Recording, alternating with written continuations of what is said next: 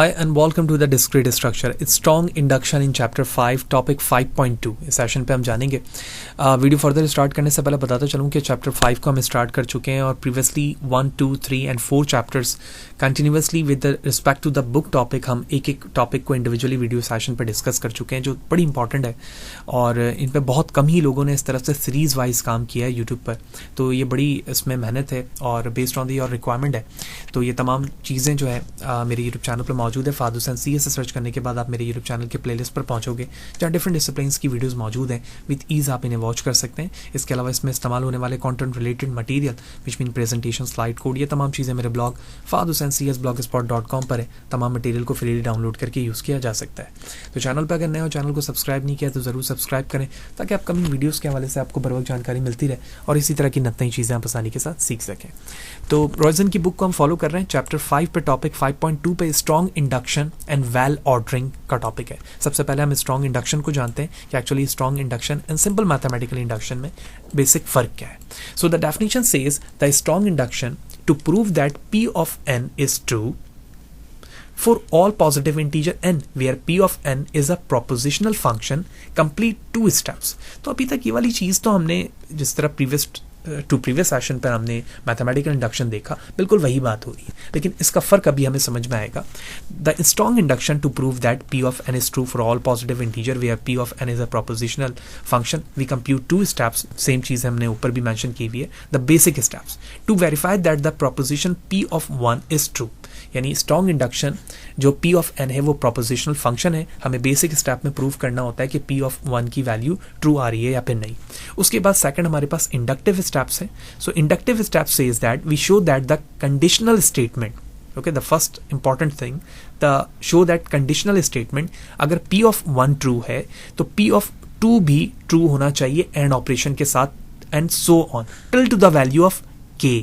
अब यहाँ पर फर्क आ गया सिंपल मैथमेटिकल इंडक्शन में. उसमें मैथमेटिकल इंडक्शन में हम सपोज करते हैं कि 1 की वैल्यू ट्रू है तो k को हमें प्रूव करना होता था ट्रू, लेकिन ये कह रहा है कि कंडीशनल स्टेटमेंट में हमें तमाम चीज़ों को देखना होगा 1 to k के तमाम वैल्यू ट्रू आ रही हैं. यानी अगर वो तमाम वैल्यू ट्रू आ रही हैं उसके बाद हमें P of k plus 1 पे भी देखना होगा कि is it true for all positive integer of k और not. So that is the basic difference between a mathematical induction and a strong induction. So the strong induction is sometimes called a second principle of the mathematical induction, or you can say that the complete induction, right? अब हम कुछ example की बात करते हैं. सबसे पहली example ले लेते हैं जिसको हम इनफाइनाइट लैडर से रिप्रेजेंट कर रहे थे. तो ये 2 स्टेप्स तो हमारे पास वही एक इनफाइनाइट लैडर है, उसमें different numbers of the rungs मौजूद हैं यानी स्टेप्स मौजूद हैं और वो 1 से स्टार्ट हो रहा है, k पे जाएगा एंड k plus 1 पे जाएगा. ठीक है, जिस तरह हमने मैथमेटिकल इंडक्शन पे देखा था. तो ये तीनों चीज़ें तो, लेकिन बेसिक स्टेप पे तो हमने प्रूफ करना है कि P of 1 पे ये ट्रू है, यानी फर्स्ट स्टेप पे जाएगा तभी वो जाएगा सेकंड पर. अब एज्यूम कर रहे हैं कि P of 1 फिर P of 2 till two the value of P of k, ये सारी ही ट्रू होंगी. क्यों? अगर मुझे k तक पहुंचना है तो इन तमाम रंग्स को मुझे यूज़ करना होगा. जब तक मैं इन तमाम को यूज़ नहीं करूंगा मैं k पर नहीं पहुंच सकूंगा. तो उसका मतलब होगा ये कंडीशन भी ट्रू हो गई. तो कोई भी k की वैल्यू हो सकती है. तो based on this P of k must be true as well. So we will have the shown by the strong induction that every positive integer n P of n holds, that is we can reach the nth rank of the ladder. यानी जिस nth पर भी मुझे पहुंचना है इन्हीं दोनों basic और इंडक्टिव स्टेप्स के जरिए से मैं वहां पहुंच पाऊंगा. राइट, कुछ एग्जाम्पल देखते हैं. तो अभी हमने इंडक्शंस में इनफाइनाइट लैडर्स को देखा. ये वही एग्जाम्पल यहाँ पर मौजूद है. मैथमेटिकल इंडक्शन से मुझे प्रूव करना है. So suppose we can reach the first and second rungs of the infinite ladder, and we know that if we can reach a rung, then we can reach 2 rungs higher. Prove that we can reach every rung. यानी इस problem में हमें बताया गया कि हम पहले और दूसरे रंग पर पहुंच रहे हैं और हम जानते हैं कि अगर मैं रंग पे किसी पहुंचना चाह रहा हूं तो वी कैन रीच 2 रंग्स. ठीक है, हम सिर्फ 2 पे ही रंग पे पहुंच रहे हैं.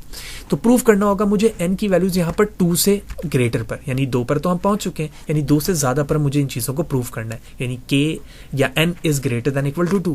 सो the first thing we can reach the first step क्योंकि फर्स्ट और सेकंड पे तो पहुंच चुके हैं. The inductive steps, the inductive hypothesis से that reach the first k rung for any k is greater than equal to 2 we can reach the kth यानी k plus one ST rung, since we can reach the k minus 1 ST rung as well by the inductive hypothesis. Hence we can reach all the rungs by the ladder. Prove that. यानी अगर मैं k की value greater than 2 के behalf पर देखूं तो मैं k plus 1 के तमाम रूल को फॉलो कर रहा हूं, और इसी तरह से k माइनस 1 की बिहाफ पर मैं इंडक्टिव हाइपोथेसिस को भी यहाँ पर ट्रू होता हुआ देखूंगा बेस्ड ऑन दिस कंडीशनल. यानी दो कंडीशन लगा दी हमने, और यही चीज़ यहाँ पे देखा कि हमने हमारे पास कंडीशंस होती हैं, तमाम का ट्रू होना ज़रूरी है. अब नेक्स्ट एग्जाम्पल है, prove that every amount of the postage of 12 cents और मोर देन. ठीक है, डाक को कहते हैं हम पोस्टेज. तो ये कहा जा रहा है कि हमारे पास जितने भी तरह के अमाउंट आ रहे हैं पोस्टेज के, एवरी अमाउंट वो 12 सेंट या उससे ज़्यादा के, और वो फॉर्म्ड हो रहे हैं यानी बनाए जा रहे हैं जस्ट 4 सेंट और 5 सेंट्स स्टेम से. यानी हमारे पास 4 सेंट और 5 सेंट्स के 2 स्टेम्स हैं, उन दोनों के ज़रिए से हम 12 सेंट के पोस्टेज यानी डाक को बना रहे हैं. तो इसे हमें स्ट्रॉन्ग इंडक्शन से प्रूव करना है. So let P of n be the proposition that the postage of n cent can be form by using 4 and 5 cent stamp. तो जब मैं 12 के लिए बात कर रहा हूँ तो 12 या उससे ज़्यादा की भी बात हो रही है, क्योंकि और के साथ मोर देन भी लिखा हुआ है. तो मैंने कहा 12, 13, 14, 15 इन तमाम के दरमियान एंड ऑपरेशन होगा, तमाम का ट्रू होना चाहिए, क्योंकि वो स्टेम्स किसके ज़रिए से बनेंगे, 4th या फिर 5 सेंट से. अगर मैं 12 की बात करूँ तो 12 को डायरेक्टली 4 सेंट, अगर मैं 3-4 सेंट ले लूँ तो 12 बन जाएगा. 13 के लिए अगर मैं करूँ तो 2-4 सेंट्स लूँ और 1-5 सेंट ले लूँ. ठीक है. 14 के लिए 1-4 सेंट लूँ और 5-2 ले लूँ, 14 हो जाएगा. और 5 की अगर 15 की बात करूँ तो 5 में सिंपल 5 सेंट ले लूँगा. ये प्रॉब्लम सॉल्व होती हुई मुझे दिख रही है. तो P ऑफ 1 के लिए तो मैंने ऐसे ही प्रूफ कर लिया. ऐसे इंडक्टिव स्टेप्स में अगर हम देखें तो the inductive hypothesis state that P of J hold 12 is less than equal to J is less than K. ये बड़ी इंपॉर्टेंट पॉइंट है, और इसके बिहाफ पर हम डिफरेंट प्रॉब्लम को सॉल्व होता हुआ देखेंगे. देखें 12 less than equal to J and less than equal to K. यानी मैं कह सकता हूँ J is greater than equal to 12 and less than equal to K. यानी J की वैल्यू जो पोस्टेज हम बना रहे हैं या तो 12 या 12 से ज़्यादा होंगी, या K की उस वैल्यू से कम होंगी या ज़्यादा होंगी जो हमें क्वेश्चन में गिवन है. तो हम K प्लस 1 के लिए से प्रूव कर रहे हैं और K के लिए प्रूव कर रहे होंगे. तो assuming that the inductive hypothesis can be shown that P of K holds. So using the inductive hypothesis, P of K minus 1 hold that K minus 1 is greater than equal to 2. यानी अगर मैं K की value steps पर K minus 1 के लिए करूं और मैं इसे प्रूव करूं तो K की जो भी वैल्यू लिखूंगा क्या वो ग्रेटर देन इक्वल टू 12 होगी. To form postage of the K plus 1 cent, add a 4 cent stamp on the postage K minus 3 cent. तो जैसे ही मैं इसकी वैल्यू यहाँ पर अगर मैं 4 सेंट यहाँ पर यूज करूँ तो उस बिहाफ पर मैं इसे होल्ड होता हुआ देखता हूँ कंडीशन को. तो hence P of n hold all the values of where n is greater than equal to 2. यानी अगर मैं इस पोस्टेज के अंदर 12 या 12 से ज़्यादा के पोस्टेज बना रहा हूँ यूजिंग 4 and 5 सेंट्स, तो मैं हर कंडीशन पे अपने इस स्टेटमेंट को प्रूव होता हुआ देखता हूँ. ठीक है. The next one, the proof of the same example using a mathematical induction. पहले तो हमने स्ट्रॉन्ग के जरिए से देखा, अब मैथमेटिकल इंडक्शन से इस चीज़ को हम देख रहे हैं. तो मैथमेटिकल इंडक्शन में क्या होगा, हमें सिर्फ P ऑफ 1 K और K प्लस 1 के लिए चीज़ सॉल्व करनी होगी. तो सबसे पहले हमने P ऑफ 1 के लिए किया. तो postage of 12 cents can be form using a 3-4 cent stamp. Direct मैंने बता दिया कि भाई जो 12 सेंट की पोस्टेज है वो 4 सेंट्स के 3 स्टैम्प के जरिए से बनाई जा सकती हैं. अब इंडक्टिव स्टेप्स क्या है, the inductive hypothesis P of K for every या any positive integer K is the postage of K cents can be form using 4th and 5 cent stamp. ठीक है. K के लिए हम यही होगा कि मैं 4 और 5 स्टैम्प्स के जरिए से मैं K प्लॉट कर सकता हूँ, K की कोई भी वैल्यू हो. अब मुझे शो करना है P K प्लस 1 के लिए where K is greater than equal to 2, जो कि पोस्टेज की वैल्यूज है. So there are the 2 cases consider. If at least 1 4 cent stamp has been used, then a 4 cent stamp can be replaced by 5 cent stamps to yield a total K plus 1 cent. The second one, otherwise, no 4 cents stamp have been used. At least 3 5 cent stamp were used. यानी दोनों condition पे हम कोई भी इस्तेमाल कर सकते हैं. तो 3 5 cent stamp can be replaced by 4 cent stamps to yield a total number of K plus 1 cent.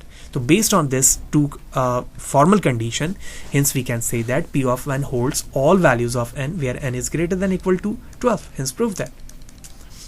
तो मैथमेटिकल इंडक्शन और स्ट्रॉन्ग इंडक्शंस के इस पोस्टेज एग्जांपल में दोनों को हम प्रूव होता हुआ देखते हैं कि यहाँ पर मल्टीपल कंडीशंस पे और यहाँ पर हम directly 1K and K plus 1 पर उस प्रॉब्लम को सॉल्व कर रहे हैं.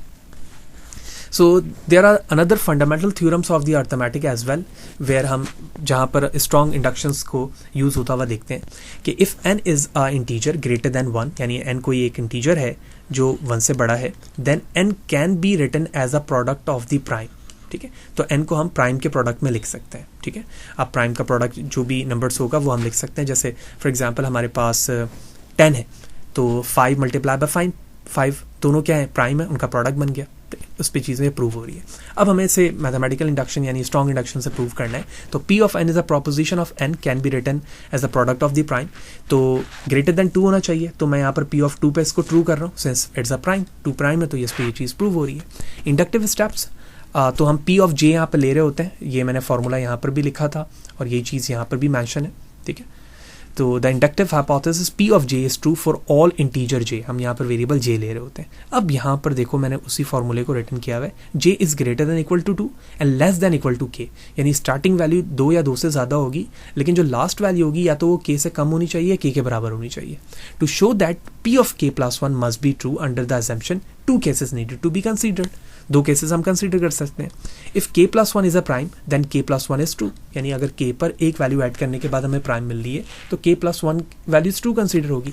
Otherwise K plus 1 is a composite, composite वो नंबर होते हैं जो प्राइम नहीं होते and can be written as a product of the 2 positive integer A and B, where अब यहाँ पर देखो अगर वो कंपोजिट नंबर आ रहे हैं तो मैं इस तरह से उसको प्लॉट करके बताऊंगा।